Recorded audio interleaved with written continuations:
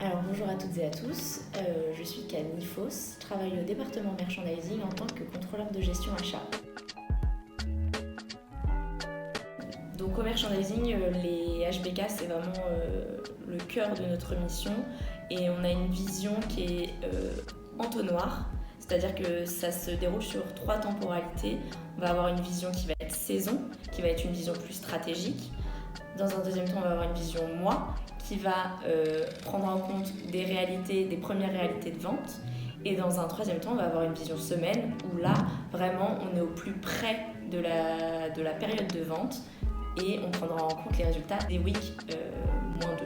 Tout part d'un budget financier que nous répartissons entre les différentes saisons, puis au mois, puis à la semaine. C'est vraiment la source de tout ce qui va dérouler en termes de HBK. Une fois qu'on a ce budget qui a été déterminé à la saison, on va le répartir à la catégorie de produits. Donc on va décider pour chacune des catégories de produits quelle va être sa part de chiffre d'affaires attendue sur la saison et donc déterminer à ce moment-là aussi quelles vont être les catégories clés. Une fois qu'on a défini les ambitions à la catégorie de produits, on va définir quelles sont justement ces ambitions mais pour chaque programme. On va définir du coup quels sont les programmes clés, quels sont leurs temps forts.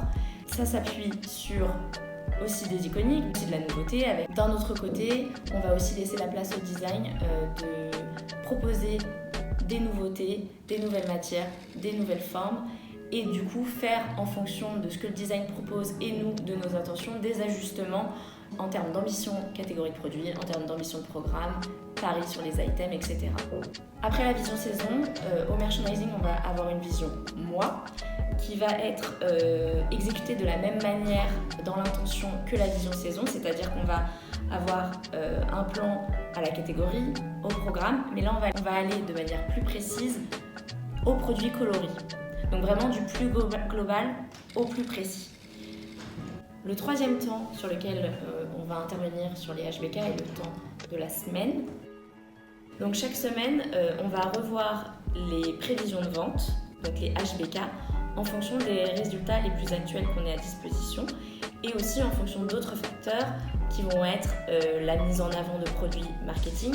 Par exemple, est-ce qu'il y a une campagne publicitaire qui va être décidée, mais aussi quelles vont être les newsletters envoyées par l'équipe CRM la semaine que l'on étudie. Dans l'équipe merchandising, chaque personne est intégrée au processus des HBK, chacun sur une temporalité différente, ce qui fait que vraiment chaque membre de l'équipe merchandising a vraiment un rôle actif sur sa temporalité, que ce soit saison, mois ou semaine.